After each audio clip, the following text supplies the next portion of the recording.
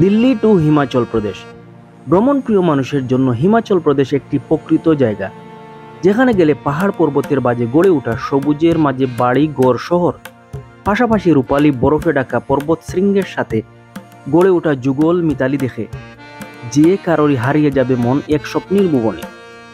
দিল্লি থেকে যাবার সময় কিভাবে যাবেন, কোথায় গাড়ি পাওয়া যায়, ভাড়া কত, বিস্তারিত ভিডিওতে তুলে ধরার চেষ্টা করব। আশা করি পুরো ভিডিওটি দেখলে দিল্লি টু হিমাচল প্রদেশ একদম সহজে ভ্রমণ করে আসতে পারবেন।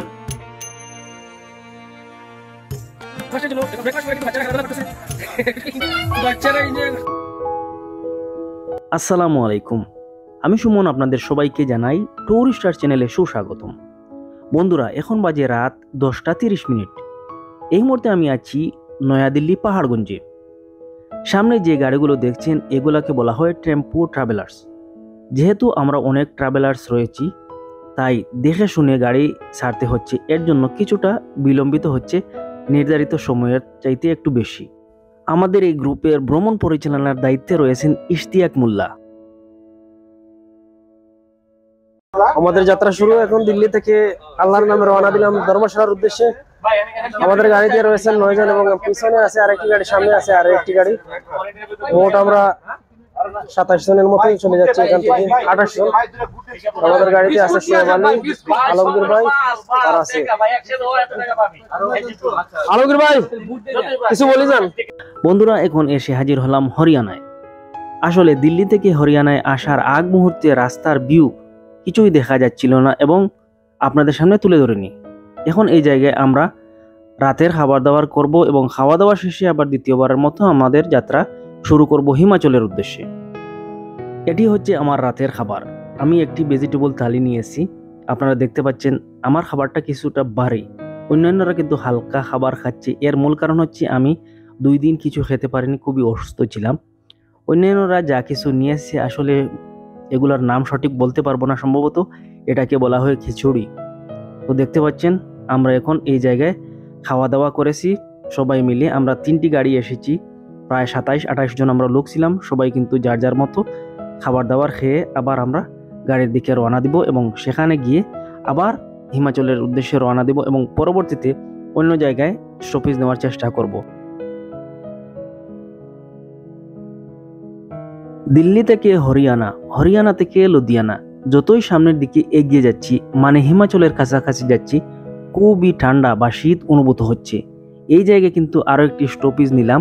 এখানে কিন্তু প্রচন্ড শীত অনুভূত হচ্ছে, মানে বুঝতে পারছেন যে হিমাচলে গেলে কতটুকু শীত বা ঠান্ডা অনুভব করতে পারবো। শুভ সকাল পাঞ্জাব। বন্ধুরা, এখন সকাল হয়ে গেছে, আমরা এখন পাঞ্জাবে এসে হাজির। আশা করছি রাস্তার ভিউগুলো আপনাদের সামনে তুলে ধরার চেষ্টা করব। এখন একটি রেস্টুরেন্টে আমরা দাঁড় করেছি, প্রায় 7:30-8টা হবে। এখানে আমরা সবাই মিলে নাস্তা করব এবং কিছুটা রেস্ট নিয়ে আবার হিমাচলের উদ্দেশ্যে রওনা দিব। যেহেতু একটি পাঞ্জাব, তাই পাঞ্জাবি কৃষ্টি কালচার এই রেস্টুরেন্টের সামনে মূর্তির মাধ্যমে ফুটে তোলার চেষ্টা করা হয়েছে। আমরা সবাই জেনে থাকি পাঞ্জাবিরা নৃত্য করে বা বল্লে বল্লে স্টাইলে একটি নাচ রয়েছে, সেই নাচ কিন্তু এখানে এই মূর্তির মধ্যে ফুটে উঠেছে।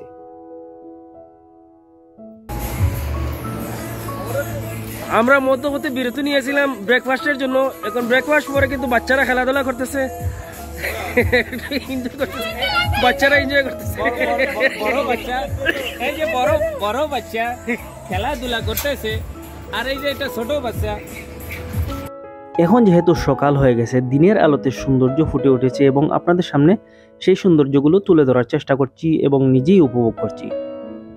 একটু আগে আপনারা যেগুলো পর্ব দেখেছেন সেগুলো হচ্ছে রাত্রিকালীন ভিউ দেখা সম্ভব হচ্ছিল না বা তুলে ধরা সম্ভব হয়নি, সেই কারণে কিন্তু আপনাদের সামনে রাস্তার ভিউ তুলে ধরিনি।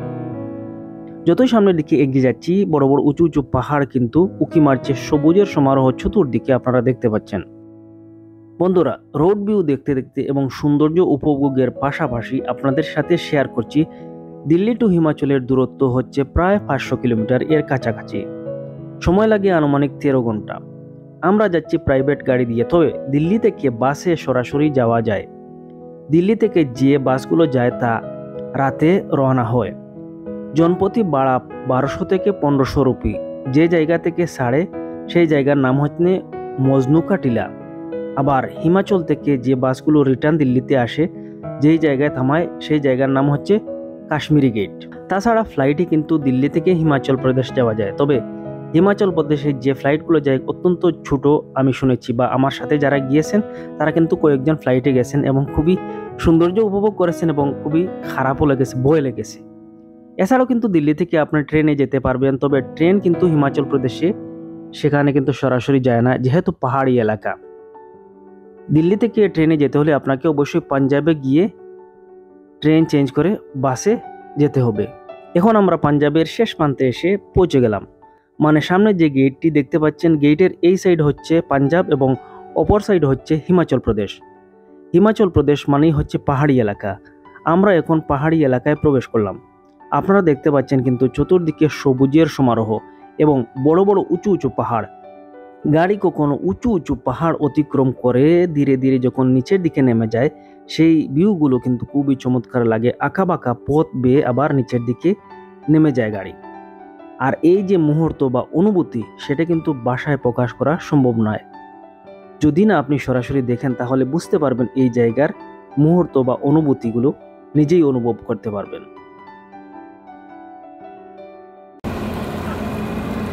দেখুন দর্শক বন্ধুরা, পাহাড়ি রাস্তায় আসলে বড় বড় ট্রাক উঠতে পারে না। এটা তো কিছুটা মোটামুটি স্বাভাবিক আছে। অন্যান্য জায়গায় কিন্তু আরও বড় ডালও রয়েছে, সেখানে কিন্তু বড় বড় ট্রাক ওঠা সম্ভব হয় না, অনেক কষ্ট হয়। এখন আছি হিমাচলের খুবই পাহাড়ি এলাকায়। এখানে কিন্তু উপরে রয়েছে রেস্টুরেন্ট। আমরা চেষ্টা করেছিলাম এখানে গিয়ে নাস্তা খাওয়ার জন্য, প্লাস আমরা চাচ্ছিলাম যে একটু ফ্রেশ হব। যাদেরকে জিজ্ঞেস করি যে এখানে কি বাথরুম আছে, তারা বলে জঙ্গল মে চলে যাও। সবচেয়ে মজার ব্যাপার হচ্ছে আমাদের উইকেট কিপার মুশফিকুর রহিমের বাবা, মানে তারা আঙ্কেল আমার সাথেও ছিলেন এবং তিনি আমাকে জিজ্ঞেস করলেন, আঙ্কেল বাথরুম কি আছে এখানে? আমি বললাম আছে আঙ্কেল, জঙ্গল মে চলে যাও। তখন তিনি এমন হাসলেন, সেই হাসির মুহূর্তটি কিন্তু আসলে আমার কাছে সারা জীবন স্মৃতি হয়ে থাকবে। মূলত এই কথাগুলো বলার কারণ এই নয় যে ইন্ডিয়াকে ছোট করে দেখানোর বিষয়, এটা কিন্তু আমাদের দেশের পাহাড়ি এলাকায়ও কিন্তু এইরকম অবস্থা রয়েছে। প্রায় দীর্ঘ 17 ঘন্টা জার্নি শেষে আমরা এখন এসে হাজির হলাম ম্যাকলোডগঞ্জে। আমরা অবশ্যই যেহেতু লোক সংখ্যা বেশি তাই দুটি হোটেল নিয়েছি দুই জায়গায়। একটি হচ্ছে বারণী এবং পাশাপাশি রয়েছে আর একটি কিং ক্যাস্টেল। যারা অবশ্যই কোনোদিন দিল্লি থেকে ধর্মশালায় আসবেন, আমাদের মতো এরকম ছোট গাড়ি নিয়ে আসার চেষ্টা করবেন না। অবশ্যই চেষ্টা করবেন বাসে আসার। বাসে খুবই কম খরচে এবং খুবই সহজে আসা যায়। আর যদি আপনার ক্ষমতা থাকে তাহলে অবশ্যই ফ্লাইটেও আসতে পারেন। আমাদের অবশ্যই ট্রাভেলের মূল যে দায়িত্বে ছিলেন বা অ্যারেঞ্জ করেছেন তিনি হচ্ছেন ইশতিয়াক মোল্লা, নিউ ডে ট্রাভেল বিডির।